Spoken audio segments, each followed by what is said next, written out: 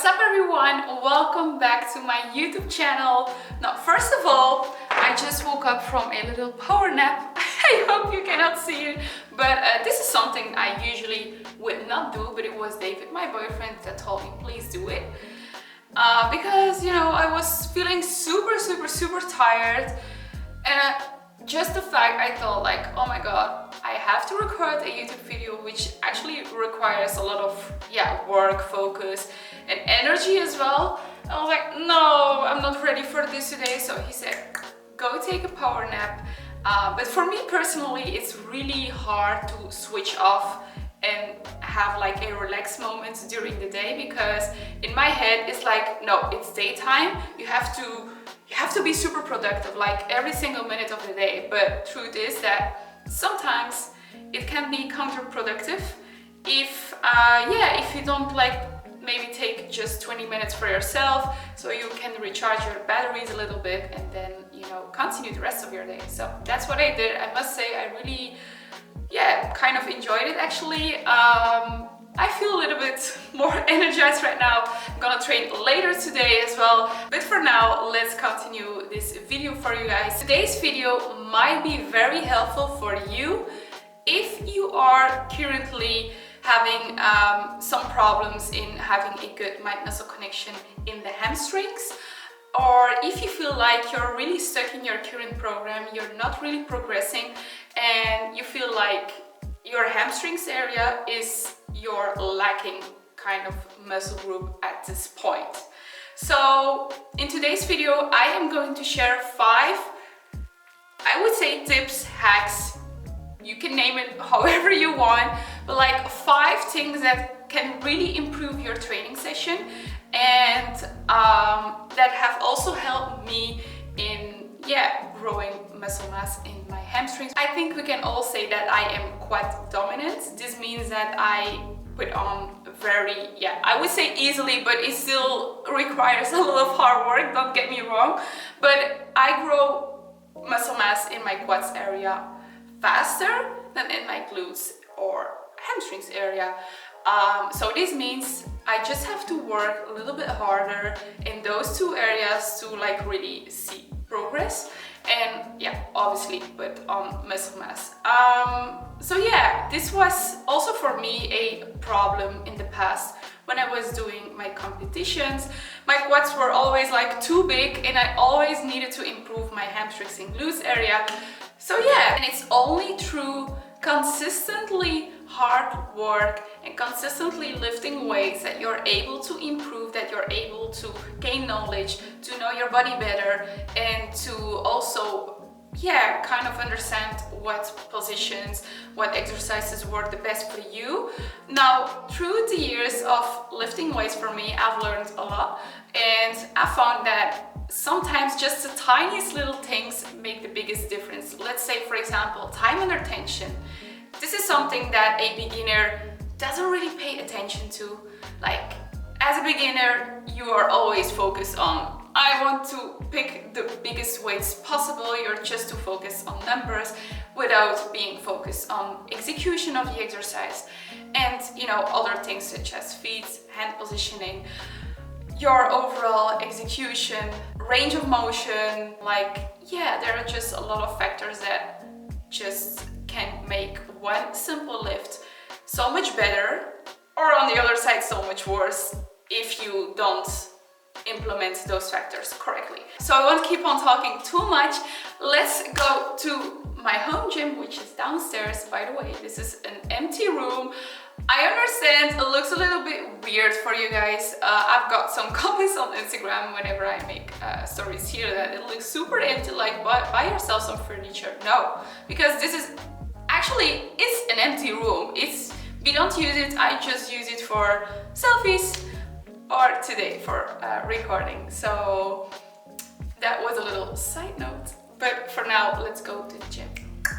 Alright, so we are gonna start with tip number 1, which is toes elevated. This means that you're gonna place could be either a plate or like a special designed kind of plate, which I have here in the video, that you can place under your heels, under your toes. But in today's case, as we are training and trying to improve our hamstrings area, you want to place the plate or the thing under your toes instead of your heels. This will drive more focus to the hamstrings area, and it will also create a bigger stretch. Trust me, try it out.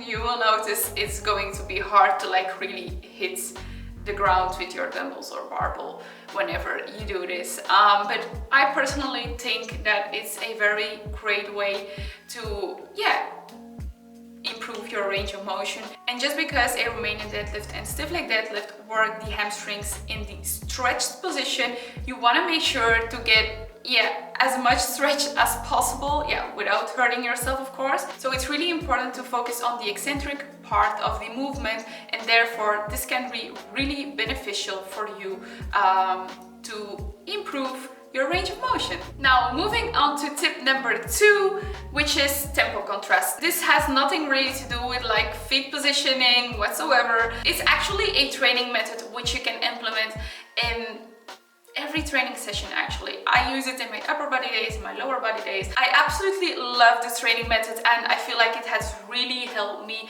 in gaining better mind-muscle connection in that particular exercise and muscle area group.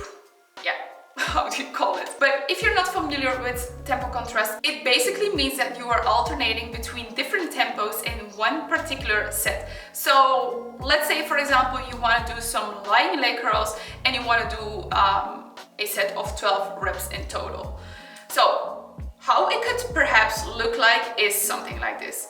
You start with 6 very slow reps. So this means you lay down, you take 2 seconds to come up, okay? Hold 1 second on full contraction, and then take 4 seconds eccentric phase of the movement.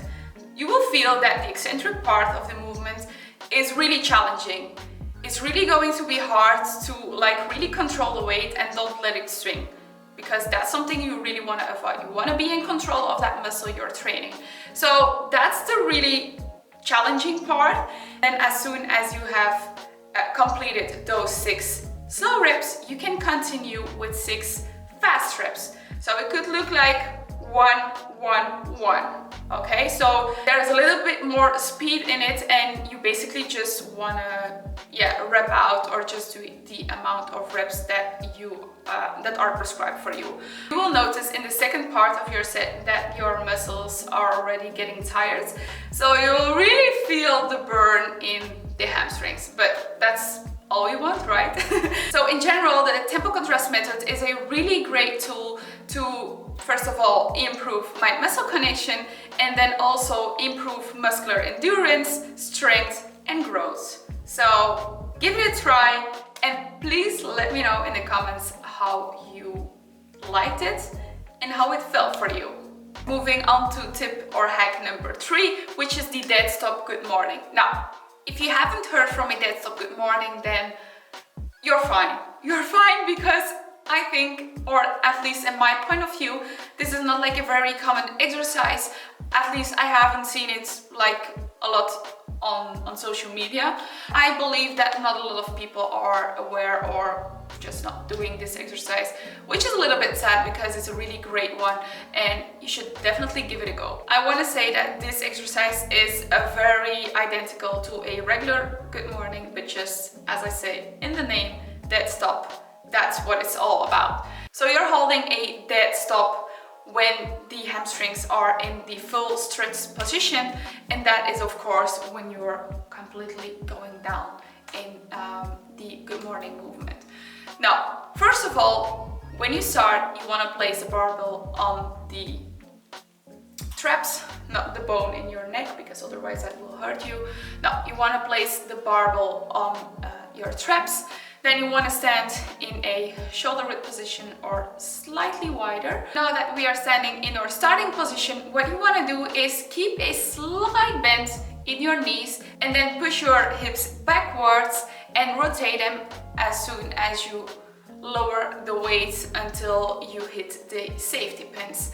Then you hold a dead stop and make sure to not bounce off the barbell again as soon as you want to lift the weights again, because that's exactly the main benefit of this exercise, that you create tension prior to starting the movement again. So that's also the part where it gets like very difficult, because you really have to push through your legs, through your heels, and really bring the hips back forward. So, okay guys, arriving at tip or hack number 4, which is again something to do with good mornings. I'm very sorry, but a good morning is just a staple in my leg day routine.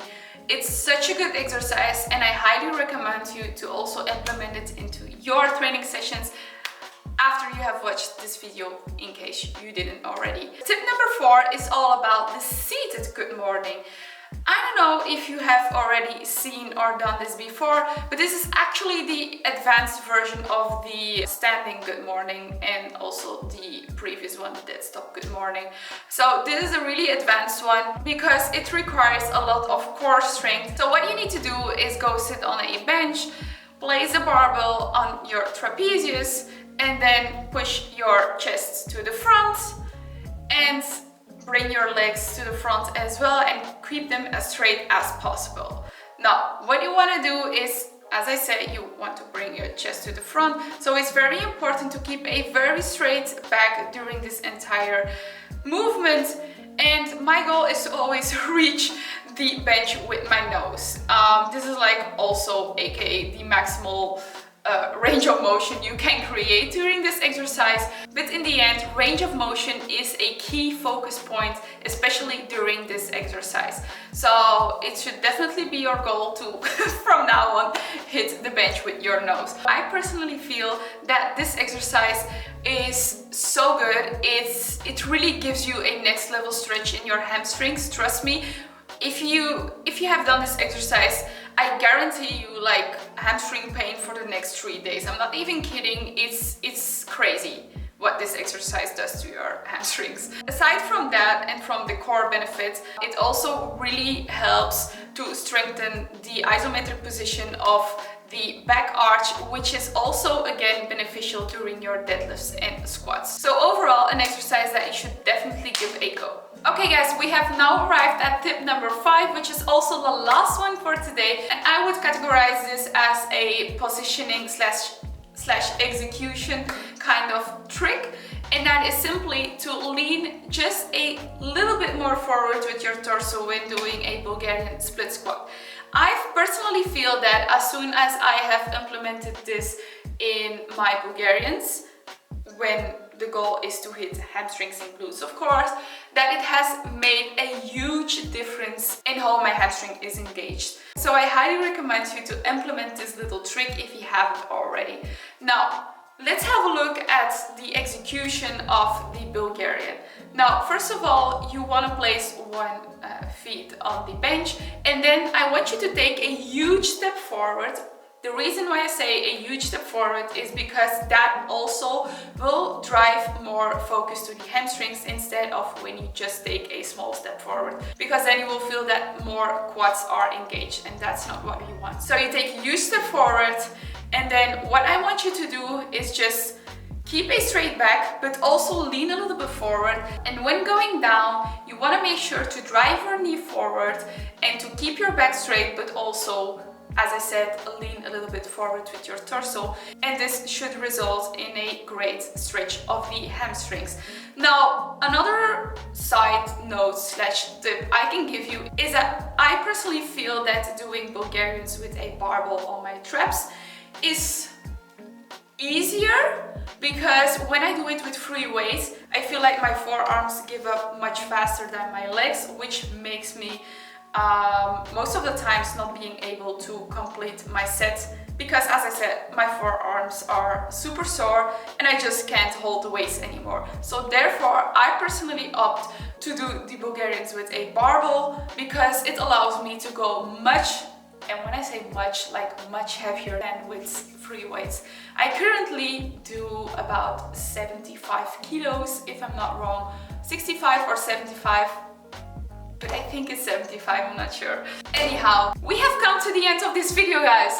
I truly truly hope you enjoyed watching this video, and I hope there were some unique and new tips for you in this video that you can implement in your training sessions from now on. If you do so, then please let me know in the comments down below, and don't forget to subscribe to my YouTube channel, and don't forget to give this video a thumbs up if you like this video and if you found it informative. So thank you for watching, and see you next time. Bye!